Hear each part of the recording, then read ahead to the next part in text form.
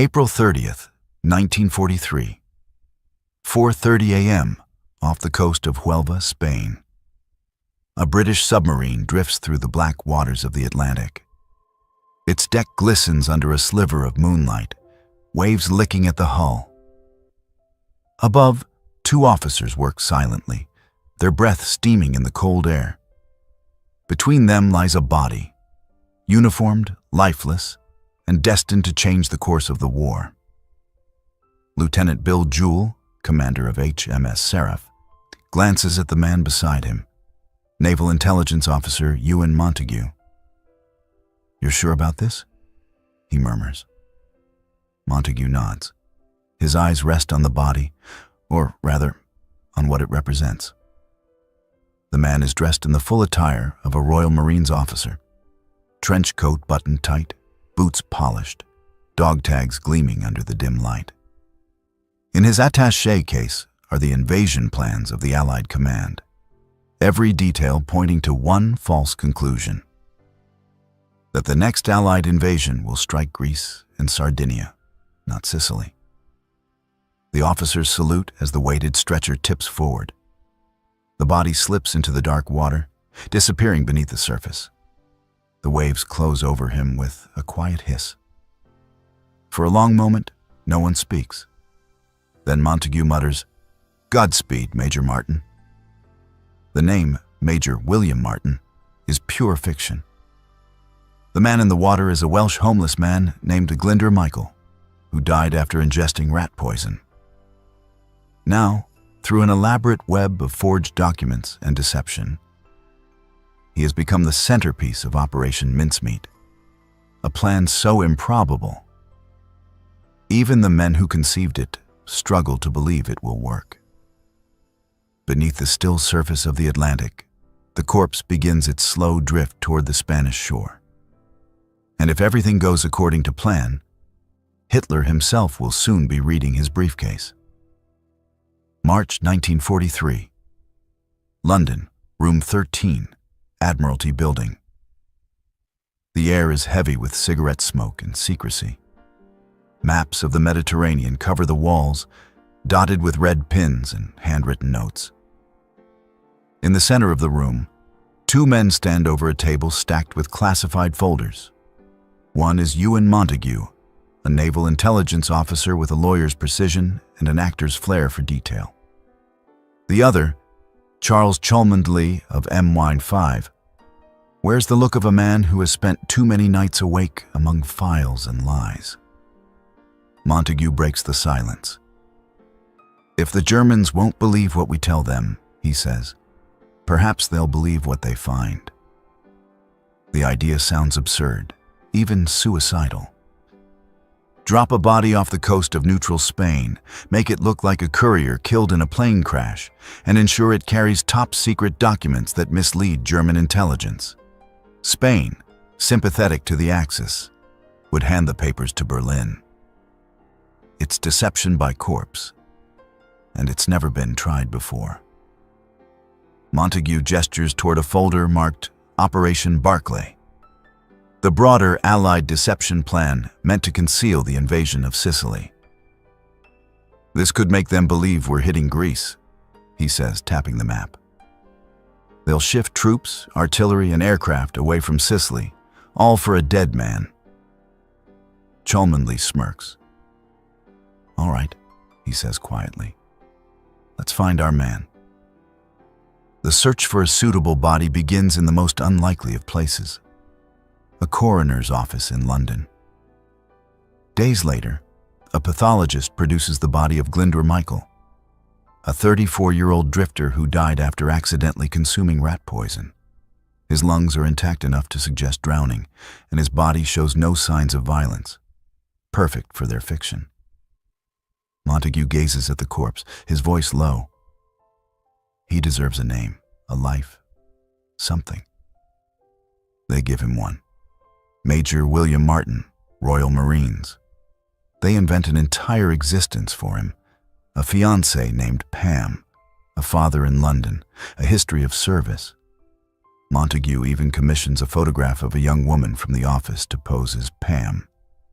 Her picture is slipped into Martin's wallet, along with love letters, theater tickets, and overdue bills. Intimate details that make the lie breathe. By the time they're done, Major Martin feels as real as any man alive. Next, the deception deepens. Expert forgers craft letters between senior officers, including General Nye, the British Deputy Chief of Staff, implying that Allied forces are preparing to invade Greece and Sardinia. The documents use coded references and official stationery so authentic that even experts would hesitate to doubt them. Montague studies the finished letter by lamplight. "One piece of paper," he murmurs, "and the fate of thousands could hinge on it." Cholmondeley replies, "Let's hope the Germans are better at reading than swimming." As they leave the Admiralty that night, the city outside is draped in blackout darkness. Somewhere across the channel, German analysts are dissecting every scrap of Allied intelligence. None of them know that, within weeks, a dead man named William Martin will deliver the most convincing lie of the war straight into their hands. April 17th, 1943. Clyde Estuary, Scotland. A heavy fog rolls over the harbor as HMS Seraph, a British submarine under the command of Lieutenant Bill Jewell, prepares to depart. On the dock, Ewan Montague and Charles Cholmondeley stand in their trench coats, silent as the crew loads a long, sealed canister onto the deck.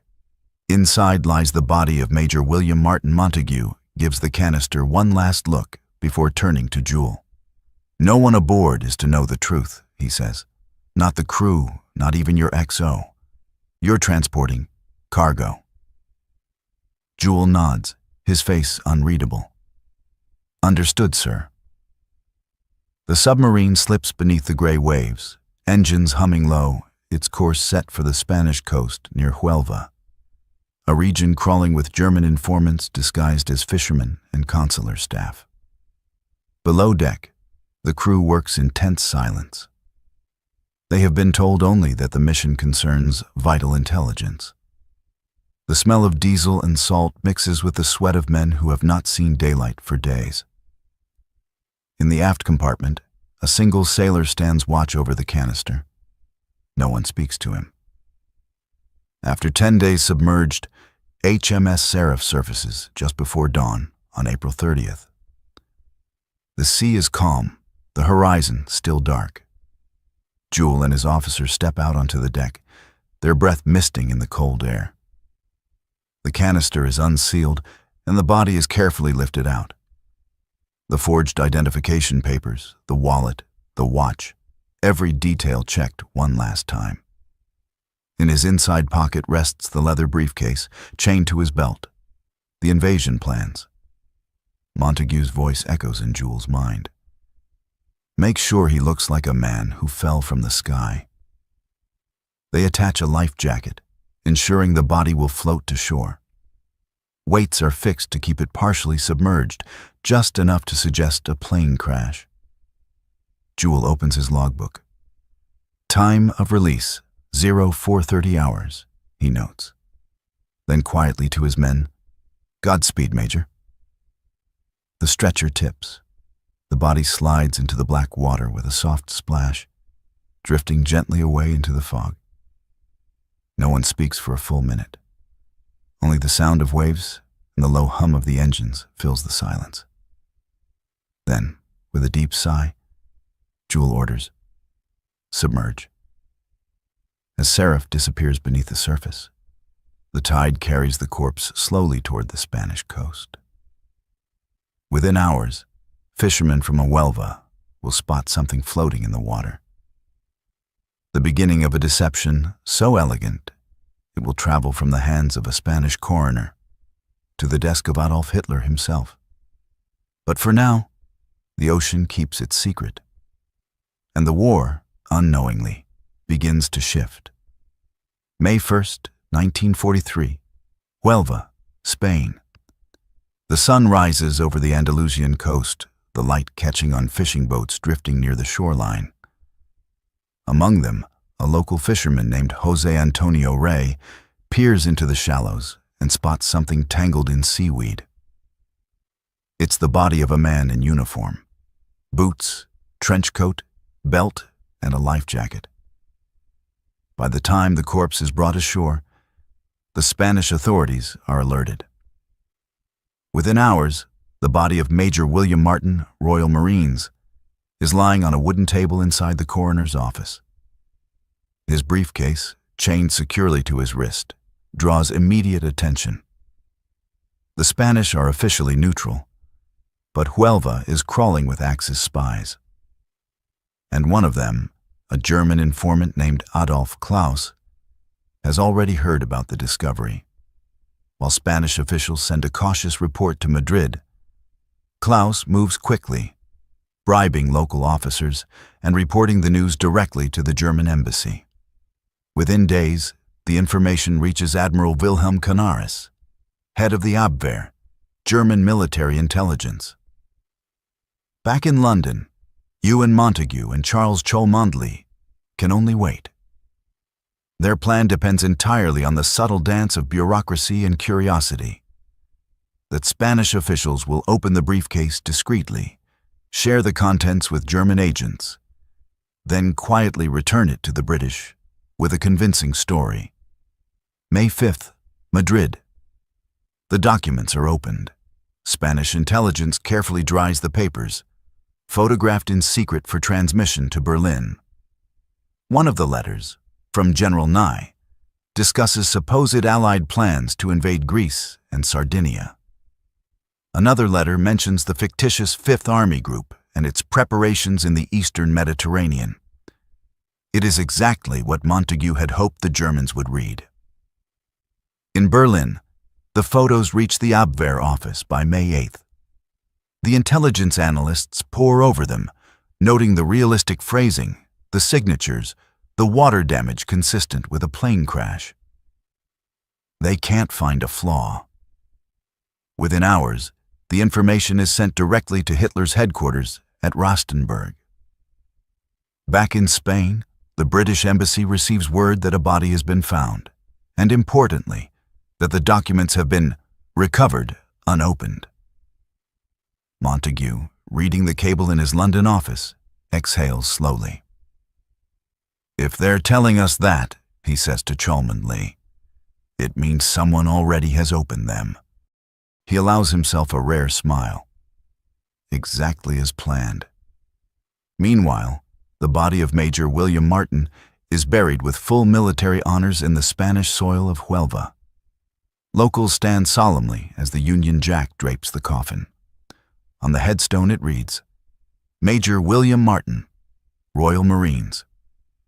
Born 1907, died 1943. Greater love hath no man than this." No one in that small Spanish cemetery could have guessed that the man beneath the earth was neither Major nor Marine, and that his false life was now reshaping the greatest invasion in modern history. May 12th, 1943. Führerhauptquartier, Rastenburg, East Prussia. In the dimly lit war room of the Wolf's Lair, Hitler leans over a spread of maps that stretch across the Mediterranean. The lamps cast long shadows over the table. Aides stand at rigid attention, awaiting his decision. Before him lies a decoded summary from the Abwehr. Intelligence obtained via Spanish intermediaries, marked urgent. British officer killed in plane crash near Huelva. Documents recovered indicate major Allied offensive in Greece and Sardinia. Hitler's eyes narrow. "So, Sicily is a diversion," he mutters, almost to himself. Field Marshal Jodl, cautious as ever, clears his throat. "Mein Führer, our reconnaissance suggests continued buildup in North Africa aimed towards Sicily." Hitler shakes his head. "No. The British will strike where we least expect. Greece. The Balkans are the key to the Mediterranean." He stabs a finger at the map. "Reinforce Greece and Sardinia. Immediately."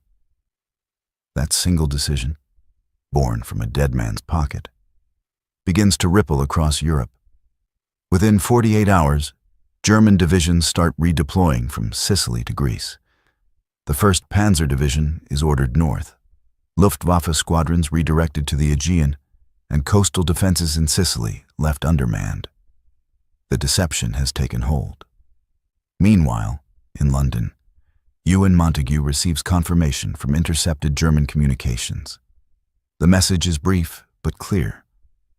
Enemy convinced of Greece operation. Sicily forces reduced. He allows himself a breathless laugh. They've taken the bait, he says. Hook, line, and sinker.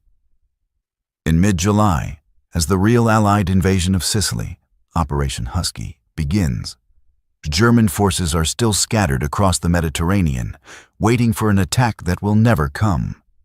The British 8th Army and the American 7th Army land under far lighter resistance than anticipated.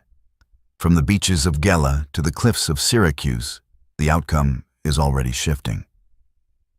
Within weeks, the Allies secure Sicily, a victory that will lead directly to the fall of Mussolini and open the door to the invasion of mainland Italy.